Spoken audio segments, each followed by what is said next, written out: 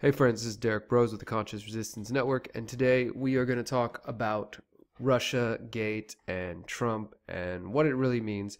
Of course, this is one of my least favorite topics. If you look on my channel, if you look in my articles, you will find very few pieces of content that focus on Russia and this whole debacle.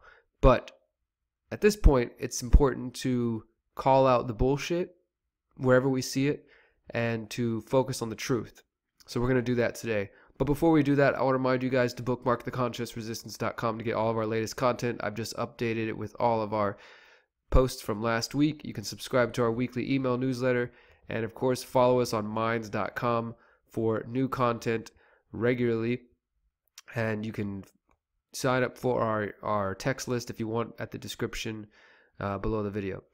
All right, so this is the latest that we know. Russiagate officially ends. Mueller found no Russian collusion obstruction inconclusive.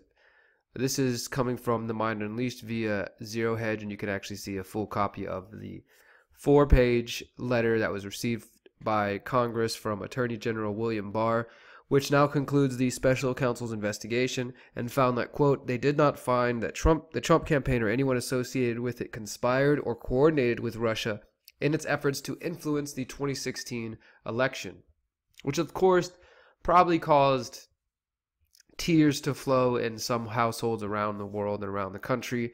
People who were, rather than, I guess, being thankful that their president is not found to be connected to foreign government, they are hoping for that, and they're saddened by the fact that he was not found guilty of this. Representative Jerry Nadler notes that while this report does not conclude that the president committed a crime, it also does not exonerate him. As for the obstruction charges, the idea that he obstructed in the investigation into whether or not he conspired with Russia, Mueller has left it to the Attorney General to, quote, determine whether the conduct described in the report constitutes a crime. And William Barr, in the letter, he kind of makes it clear that he, doesn't believe that anything rose to the level of obstruction. And they said there will be no new indictments. And now there are 18 state attorney generals joining together to urge the Justice Department to publicly release the final report. This is now where the people who've been telling you you're going to find evidence that Trump is, connected to Russia, Trump's going to be impeached, some people saying Trump's going to die in prison. And I mean, just outrageous things. This is what I want to focus on is, for one, the hysteria of much of the media and the pundits out there and the politicians and the intelligence agencies who claimed that Donald Trump was guilty of this. And you guys know I'm no fan of Trump. There are plenty of reasons to be critical of Trump, and we're going to do that in just a moment. But this whole thing was just a distraction. It's part of the charade. This is the week on this episode of this season of America. The theme is Russia, Russia, Russia, right? And this is just what they want you to be distracted by. And most of the media played along. The entire corporate media played along and focused on every aspect of this. And now we're seeing that this report says that he has not been found guilty of a conspiracy to conspire with Russia or of obstruction of justice. And the responses are already piling in the New York Times. The many problems with the Barr letter. By unilaterally concluding that Mr. Trump did not obstruct justice, the Attorney General has made it imperative that the public see the Mueller report. So now, of course, the Democrats and the left wing are freaking out, and they're saying, we need to see the whole report. Why is Barr, 2 days after Mueller concludes the investigation and submits his letter, why is Barr 2 days later making this decision and saying that Trump is free, guilt-free? Then we have this. This is just another viewpoint here that I think is worth looking at from the Washington Examiner. Brian York, on collusion, Mueller sent sign after sign, yet some would not see. Just talking about how many times throughout the last couple of years there's been evidence and all signs pointing to the fact that Trump was not going to be charged, and that, we already saw what the indictments were over. And even for the arrests that were made and the charges that were made with Trump's team, none of them had anything to do with Russia. They were all related to other financial crimes. And that's not to say that these people aren't criminals in some way or another, because, it's my belief that most of the people in politics, especially at this level, especially business people and politicians who are doing international business like this, are really just, they're a criminal element, whether they're mafia, government, police, just your street criminal, whatever. They're all criminals to some variety. They're involved in various shady activities. So whether or not they're colluding with Russia, conspiring with Russia, they're definitely up to something shady. So that's not that surprising to find that. And on this one, he says, Trump, falsely accused of collusion, now faces new onslaught of obstruction accusations. As I said, this is kind of where the Democrats are going now, saying we need to see the full report. We're going to find out if he obstructed. He might not have been guilty of anything, but maybe he obstructed in the investigation to find out whether he was guilty, if that makes sense. Politico here saying Trump might not be guilty, but neither is the press. And this is Jack Schaefer basically defending the press and the horrible job they did, from journalist Matt Taibbi, who wrote in his newsletter about the release of the letter and basically just goes after every single Democratic left-wing outlet out there and mainstream outlet that did horrible reporting and lied to you guys. And he compares it to the weapons of mass destruction. We'll talk about that in just a second. Here's another look at it from, I think this is also from Politico. Trump didn't collude with Russia, so why does he love Putin so much? And again, they're trying to save face now and just not make it apparent and obvious that they have been lying to people and spreading BS for so many years now, pretty much since Trump came into office.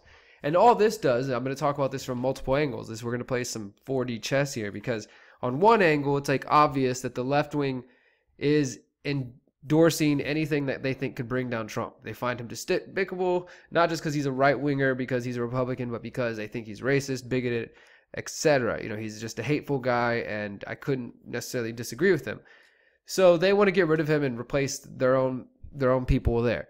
So they're more than happy to take up any issue that makes Trump look bad or that they believe makes Trump look bad, and that's why they went after this whole Russiagate thing. And Matt Taibbi here, he does a great job of just showing how it really started with the Steele dossier, the allegations by a former British spy that Trump was having prostitutes pee on a bed that Obama had once slept on, just some crazy things like that, right? So it starts with that story, and the media jumps on it, the pundits jump on it, and from there, just the last 2 years have been claims after claims after claims, which the vast majority have later then been walked back. Sometimes they actually append and say, a apology and say, oops, we made a mistake. Most of the time, though, these mainstream outlets do not admit when they made a mistake and lie and just misreport something. So you have that angle where the left wing is just trying to resist Trump, right? The resistance, and they chose Russiagate as their rallying cry. And then you have the Trump defenders who they see that the media is full of shit as far as Russia goes, and that the left wing is pushing this and they're trying so hard. And in their mind, that justifies their belief that Trump is an anti-establishment outsider. And, that's, of course, look at the media. Look how they attack him. Why would they attack him if he wasn't legit? I've heard this thing for 2 years now. People who can't think critically enough just think that there's some logic to that argument, but there's not. But that's what they say is, well, if he's such a bad guy that you say he is, then why is the media attacking him? I don't like the media, and the media doesn't like him, so thereby he must be good. So those are the defenders, and those defenders, they see part of the truth because they see that the Russiagate stuff has been blown out of the water, and it's ridiculous to focus on. But they also ignore all the other claims that people like myself and others have made regarding Trump. So Trump may be exonerated for the moment in regards to not conspiring directly with Russia. I mean, who knows? Maybe the real evidence is out there and it's hidden, and Trump is part of the cabal or whatever. I don't know. But going off of what we know, which is all we can really do, instead of our feelings alone, we don't see any evidence for that. So there's no evidence for that at the moment that Trump colluded with Russia. So I have to rule that out for the moment. Although we do know that, based on other research, Trump has had a history of working with Russian mobsters and mafia out there doing business. So that's a whole other story. But we can't conclude that he is connected to Russia. But going off of his actual actions, things that he's done in the last 2 years, we can see plenty of problems that point to the fact that Trump is more of the same. Trump is carrying on the same agenda that's been going on for presidents for the last few decades. And his supporters, many of them, they deny this. They, think that even more than denying it, some of them believe that he's actually actively fighting the cabal. This is like the QAnon supporters and conspiracies who think that all of this Russiagate stuff is just the intelligence agencies trying to come after Trump. And again, there may be some evidence that the intelligence agencies are trying to come after Trump for one reason or another. That doesn't automatically equate to QAnon being real, or that there's white hats fighting within the intelligence community or whatever, that Trump's an outsider. It just means for one reason or another, they might not like him, and we can get into that. It's a whole nother video. But I just want to make it clear. So you have at least three sides in this. You've got the Democrats, the people who oppose Trump, the resistance, who all have maybe different solutions as far as who should be the new president or who should take over. But they agree that Trump is the problem and they can use Russia as a tool against him, or at least they thought so. Then the Trump supporters who know that Russiagate's BS and they support Trump no matter what. And then those who know that Russiagate's BS but also don't buy the idea that Trump is, a hero. So where do you fit in that? Hopefully you guys didn't buy any of the bullshit. But Matt Taibbi here does a great job of just looking at the people who should be held responsible and the talk of should there be a media reckoning. I just showed you guys this article here, right out here, saying that Trump might not be guilty, but neither is the press. And just basically trying to say that, the media is not responsible for the fact that they lied over and over and over. And Matt Taibbi here, I cannot recommend this article enough. Like, seriously, it's a 15-20 minute read. But it's, and I advise checking out the links and everything because he does a great job here. Apparently it's from his upcoming book called Hate Inc. And it's an updated chapter.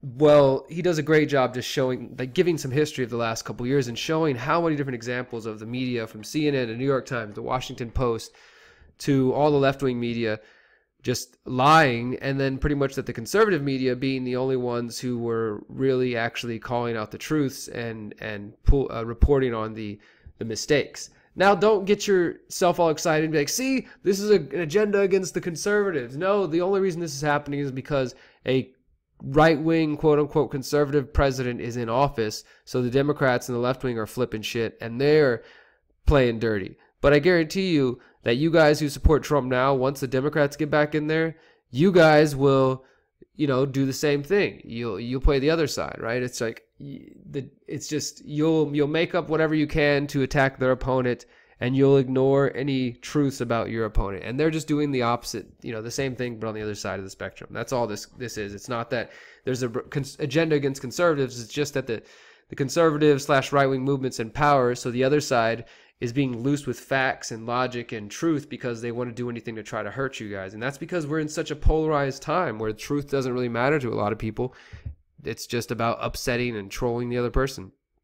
So he goes into this and talking about how, you guys might remember that, and I've talked about this as well, that the left and the people against Trump, again, they're so against him that they're willing to endorse people like John Brennan, former CIA director, as like an MSNBC spokesperson because, Trump removed his clearance or whatever, and people are now like, they had been buying votive candles in the image of Robert Mueller, this right here, devotional candles, sort of praying to him almost, hoping that, he would bring Trump down because that's how desperate they were for something like that to take place. Talking about Saturday Night Live, singing to the Mueller, saying just all this silliness. It's just this whole agenda to bring down Trump, and they chose again this issue that's so full of holes. And I'm not going to read the whole article here, but I mean, I can't emphasize it enough how good a job he does of just describing how crazy the situation is. He says, worse, in a brutal irony everyone should have seen coming, the press has now handed Trump the mother of campaign issues heading into 2020, which is basically he's going to say, look at them, they're a bunch of liars. I was found exonerated, not guilty by these people. They lied to you. The Democrats lied to you. And it's going to work. He's going to get reelected because of this, you freaking idiots. And yeah, he says right here, he's like, people who are going to say things like, what about the 37 indictments, the convictions, the Trump Tower revelations, the lies, the meeting with Donald Jr., the financial matters? There's ongoing grand jury investigation, possible sealed indictments. The House will still investigate. And he says, just stop. Any journalist who goes there is making it worse. And just talking about how bad a job the media is doing. I want to give you a few examples of this, of them reporting one story and then just like a week later or less than that saying, oops, we got it wrong. And again, he talks about how this all started with the Steele dossier, talking about the PP tape with Russia having some evidence to blackmail Trump, and that whole thing was just really not based on any solid facts at all. And eventually, though, BuzzFeed ran with it, and then the rest of the media went with it, and it started this just crazy, snowball of Russia nonsense and Russia propaganda, all the way to just like, they blamed everything on Russia at this point. They've even blamed the fact that people are waking up and people are questioning these things on Russia trying to put in stories to create division. And of course, by all means, like, we should understand that all politicians and all countries, they work to divide the nations of their enemies. That's what they're doing. So that doesn't surprise me at all. But in this regard, in these cases, they provide no clear evidence of that at all.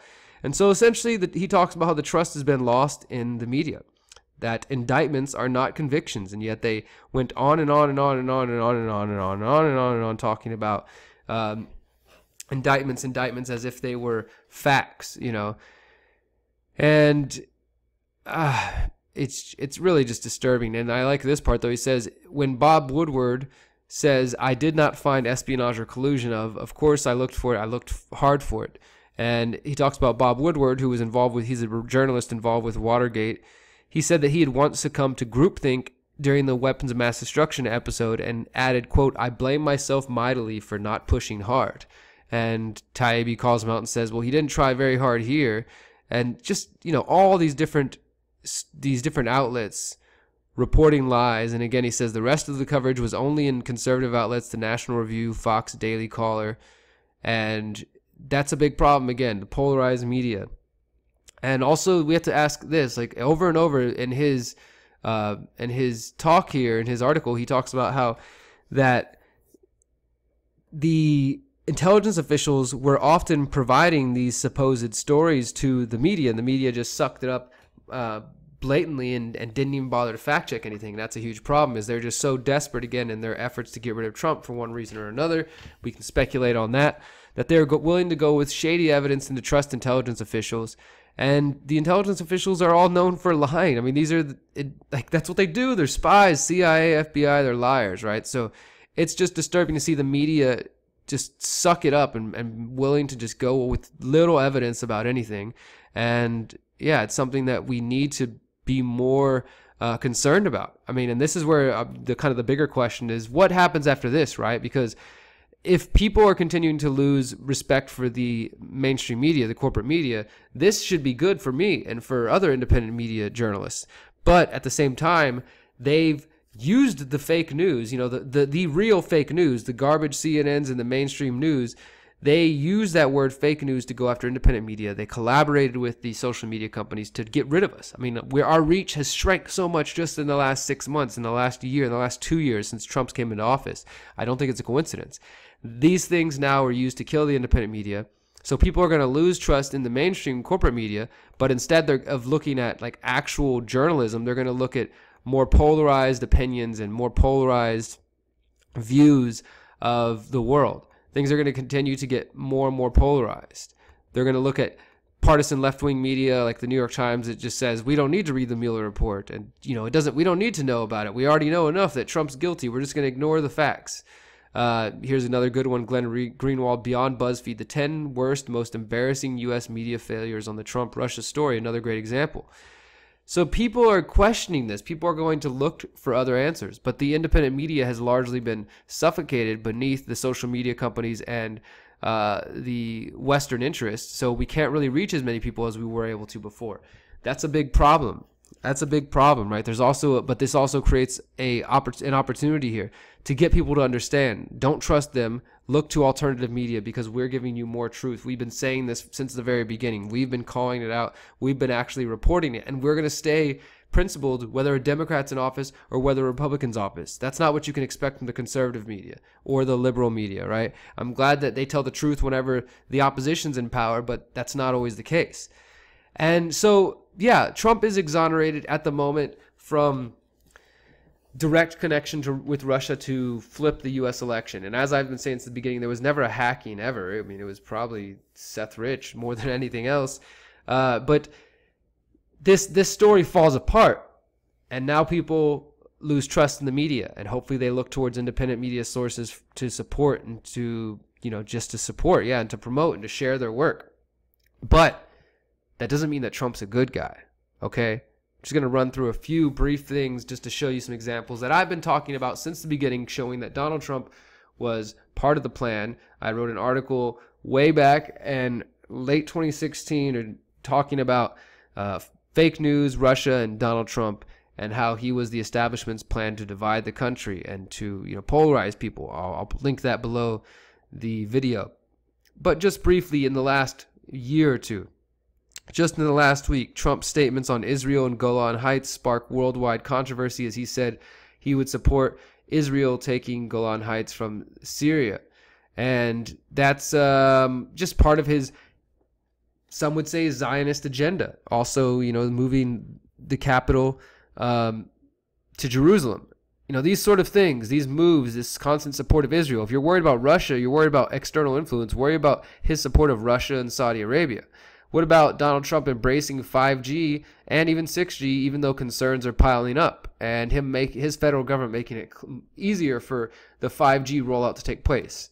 What about the fact that the Trump administration detained an American citizen for more than 4 months without trial? Sounds like the National Defense Authorization Act, the Indefinite Detention Act. So that took place. That doesn't sound like freedom.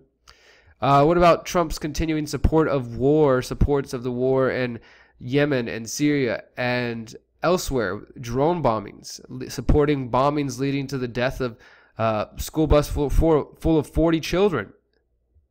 Those are American missiles.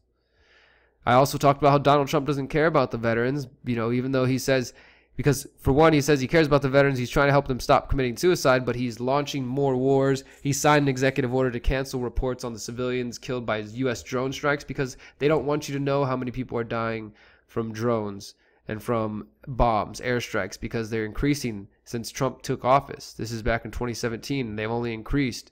Trump is dropping bombs at an unprecedented level. He continues to support war and killing innocent people. That's what's leading to the veterans' deaths. Then this was recently just reported this week by Reveal, the Center for Investigative Reporting. A secret recording of a 2017 Independent Petroleum Association of America meeting. Oil executives are heard discussing David Bernhardt, who's now Deputy Secretary of the Interior and a former oil lobbyist. In this recording, the oil executives from the Independent Petroleum Association of America call Bernhardt a close friend and rejoice over their unprecedented access to Trump. President Donald Trump has nominated Bernhardt, this former lobbyist and current Deputy Secretary of the Interior, to replace Ryan Zinke as department head, and confirmation hearings are going to be held very soon. So think about that. The dude that is being called to head up the Department of the Interior, which also deals with the environment and deals with a lot of different issues related to oil, the oil industry, petroleum industry. He's an oil lobbyist. In a secret recording, they're laughing because they have access to him, because they have access to the administration. This dude supports the oligarchy. If you know what's behind that, if you've watched How Big Oil Conquered the World and Why Big Oil Conquered the World from James Corbett, then you understand the oligarchy. You understand the war machine. You understand that Trump doesn't care about veterans and that more people are going to continue to die, that they're detaining American citizens, that they're building a police state in the name of immigration. They're supporting things like 5G. He's a Zionist supporting Israel and also refusing to question 9/11, as he said when he was running, claiming that he was going to audit the Fed or do things like this, right? All those lies, put Hillary in jail. My point here is it's quite clear that Trump has been exonerated of one piece of, the puzzle, but in the larger picture, while the media was distracted and yelling about Russiagate, they failed to actually report on issues that they could easily hit Trump about. If they wanted to be anti-war, wanted to be truthful, they could call him out for all these things. Instead, when he's for war, they actually embrace him and say he's finally a real president. But he's not a hero. He's not your savior. QAnon is not coming to save the day. The White Hats are not coming to save the day. And he's also not a puppet of the Russians. And both sides of this puzzle, the sides that are stuck in the bipartisan divide, need to wake up and realize that they're being played by the same small group of people, this oligarchy that runs everything and has their hands in everything and are influencing your lives, whether you realize it or not. They're influencing your ability to think straight, and that's why you're so divided, you're twisted, you're turned around, and this is what's become of the world. Up is down, black is white, the good guys are the criminals, and the criminals are celebrated. Only we can change this. We have to unplug from this matrix, start healing ourselves and healing our traumas, waking other people up, spreading awareness, and then building free communities for the future, because the people in control have a much different plan. And unless we lay the foundation for something different, you see the propagandized masses. Those propagandized masses will eventually come for those who seek freedom. We have to build the foundation now so that the future might be a little bit easier for us and for those yet to be born, the coming 7 generations. Thank you guys so much for your time. Please think about everything I've presented in this video. Check out the links. And until next time, remember, you are powerful, you are beautiful, and you are free. Peace.